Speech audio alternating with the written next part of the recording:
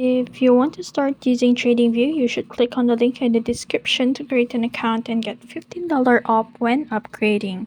In this video, I'm going to show you how to connect any broker to TradingView.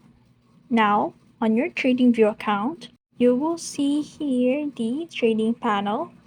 Click the trading panel beside the replace trading, and then once you click it, you will see here a list of different brokers.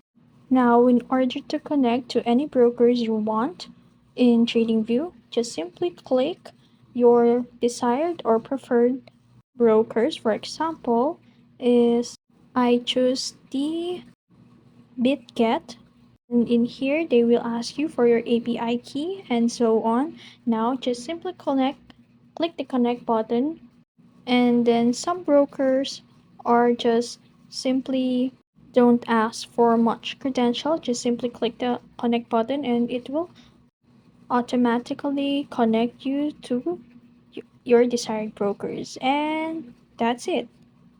That's how you connect any broker to TradingView. If you found this video helpful, don't forget to like, share, and subscribe to the YouTube channel.